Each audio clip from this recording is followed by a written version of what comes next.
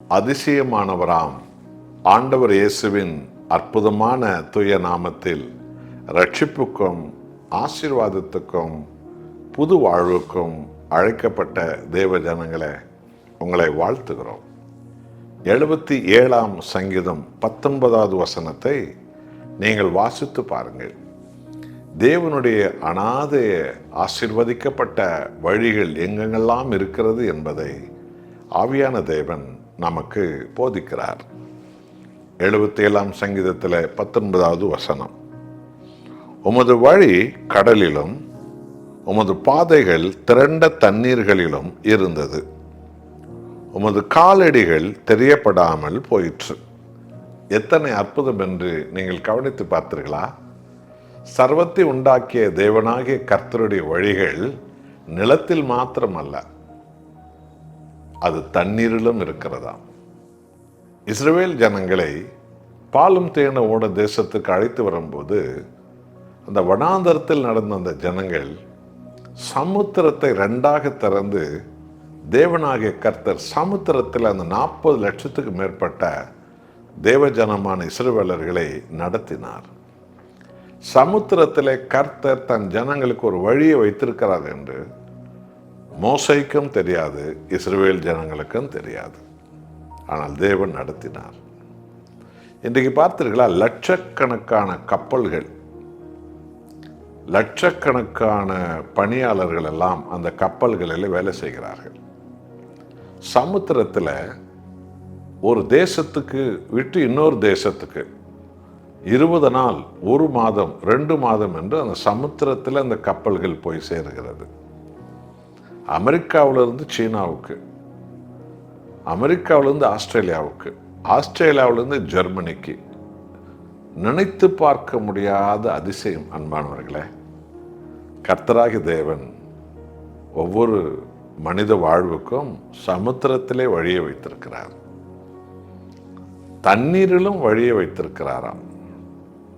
ஆமாம் அன்பானவர்களே, இஸ்ரவேலர்கள் யோர்தான் ஆற்றை கடக்கும்போது பைபிள் சொல்லுகிறது, யோசுவாவின் கால்கள் தண்ணீரில் பட்ட போது, வேதத்தை சுமந்த ஆசாரியர்கள் கால்கள் தண்ணீரில் பட்ட போது அந்த தண்ணீர் 2ஆக பிளந்து அவைகளெல்லாம் குவியலாக எழும்பி நின்றது என்று யோசுவாவின் புஸ்தகம் போதிக்கிறது. தேவன் தண்ணீரிலும் தன் ஜனங்களுக்கு வழி வைத்திருக்கிறார். சமுத்திரத்திலும் வழி உண்டு, தண்ணீரிலும் வழி உண்டு. உலக முடி மட்டும் உங்களோடு கூட இருக்கிறேன் என்று சொன்ன ஆண்டவராக இயேசு தன்னுடைய பிள்ளைகளுக்கும், ஏன் அவரை அறியாத பல தேசத்தாருக்கும் ஜாதி ஜனங்களுக்கும் இன்றைக்கும் தண்ணீரிலே வழிகாட்டுகிறார், சமுத்திரத்திலே வழிகாட்டுகிறார். கர்த்தராகிய இயேசு சமுத்திரத்தின் மேல் நடந்து வந்தவர். ஆனால் அவருடைய பாதைகள், அவருடைய பாத அடையாளம் அந்த தண்ணீரில் இல்லாமல் போயிற்று. இதைதான் பரிசுத்த ஆவியானவர் இந்த வேத புத்தகத்திலிருந்து உங்களுக்கு நமக்கு சொல்லுகிறார்.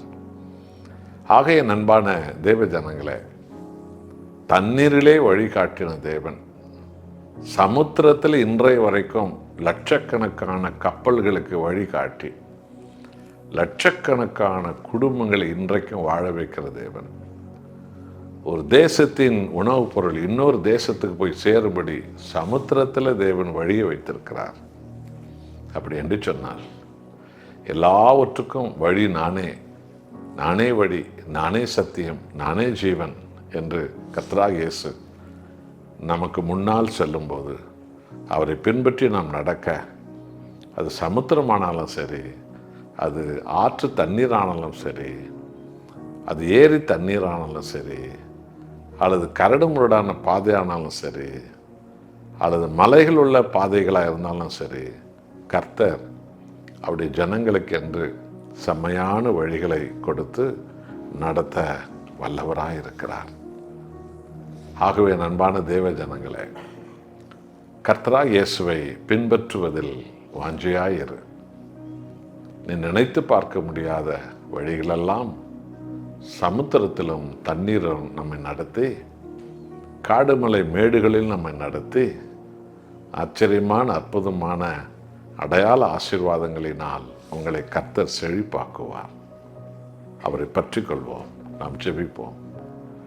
நல்ல தேவனே, நானே வழி, நானே சத்தியம், நானே ஜீவன் என்று உம்மையே ஒவ்வொருவருக்கும் ஆண்டவரே வழியாக, சமுத்திரத்தில் ஆண்டவரே ஒரு ஆசீர்வாத வழியாக, தண்ணீரிலே ஒரு அற்புத வழியாக, சமாதான வழியாக, சந்தோஷ வழியாக, மீட்பின் வழியாக, ஆண்டவர் வெற்றியின் வழியாக, மனித வாழ்வில் ஆண்டவரே ஒரு நாள் எல்லோருக்கும் பரலோக வழியாக நீரே வழியாக வந்தீரே, உமக்கு கோடி நன்றி. உம்மையே பற்றி கொள்கிறவர்கள் நீர் காட்டும் வழியில் மகிமையானவைகளை காண்பார்கள். உம்முடைய பிள்ளைகளை நீ நடத்துகிற நல்ல மேய்ப்பனாய் இருக்கிறீர். கோடி நன்றி. இயேசு நாமத்தில் பிதாவே, ஆமென்.